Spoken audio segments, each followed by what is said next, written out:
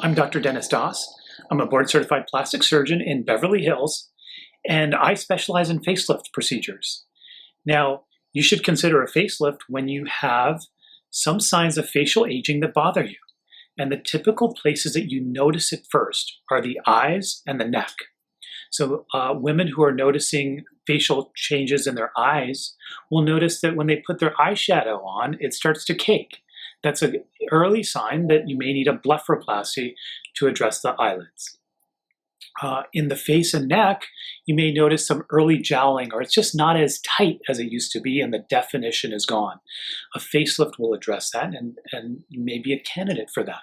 Now, I customize my facelifts based on the concerns that my patients have, and also on maybe the different age of the patient and the severity of facial aging.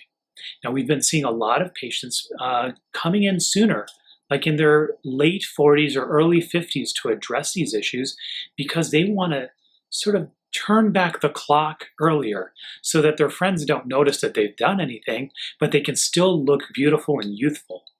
And these are good candidates for maybe a more modest procedure or a mini facelift to address these issues. This is an example of one of my patients in her mid-40s who was troubled by early signs of facial aging. And the things that we notice are she's got some early signs of excess skin on her upper eyelids and then some mild jowling. These areas really bothered her a lot.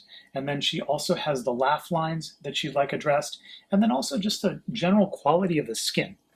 Now, so all of these things were addressed with a facelift procedure. I also restored volume in her cheeks with some fat transfer, and I addressed the upper eyelids with an upper lid blepharoplasty. The facelift also addressed the early jowling, and the skin was addressed with a CO2 laser to remove a lot of the sunspots and also tighten the skin.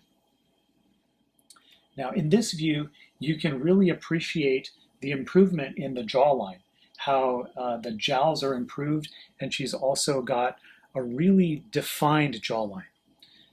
In the eyelids, the excess skin has been removed, and the eyes look more open and more youthful.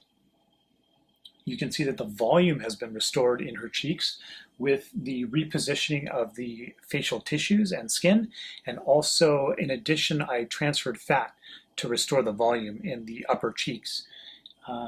Fat was also transferred to the laugh lines, so not only was the facial tissues repositioned, but fat was transferred to the laugh lines to really improve the laugh lines a lot. The CO2 laser makes the skin look very clear, very fresh. The scars are well hidden along the ear and then back into the hairline. And this is a 1-week result. You can already see that the results are already very beautiful. Here's an example of one of my clients that I also did a facelift. She's in her mid-50s, and she has a lot of signs of facial aging that she was unhappy with, including droopiness around the eyes, volume loss in the face, and droopiness in the face. She had jowling and also an ill-defined jawline, and she wanted to address all of these areas. So what I did was a full facelift, a upper and lower eyelid blepharoplasty or eyelid lift.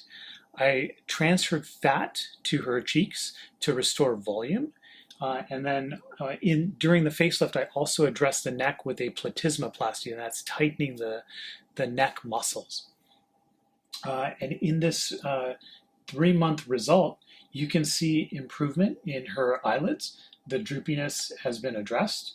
The lower eyelid skin is much smoother. The lower eyelid cheek junction is also smoother and that transition really improves the youthfulness in this patient. We've added volume to her cheeks and then also addressed the jowling, and the jowls are gone. And if you look at her neck down below, the crepiness is gone. It looks so much smoother now. On the oblique view, again, you can really appreciate the hooding of the upper eyelids before the surgery, and after the surgery, it's gone. Her eyelids look much more youthful, and her eyes look more open. Her lower eyelids look smoother. The lower lid cheek junction looks smoother, and also the jowling is gone. The jawline looks very crisp in this image. In the lateral view, on the profile view, you can see that her scars are well hidden around the ears and into the hairline. They're basically imperceptible. But she's got a much more youthful appearance of her eyelids, her face, and then also her neckline. This patient is in her late 60s, and she's got all of the signs of facial aging. She's got droopiness around the eyes. She's got volume loss and loss of elasticity in the face, and that's prominent by looking at the jowls and also the neckline, how it's not well defined, and you've got a lot of droopiness of the skin. So all of these areas need to be addressed in the facelift. And in her 3-month post-op, you can see that we've removed the extra skin in her upper eyelids. I've repositioned all of the tissue in her face up into a more vertical vector, so that restores the volume in her cheeks and also improves the jowls and gives her more definition to her jawline.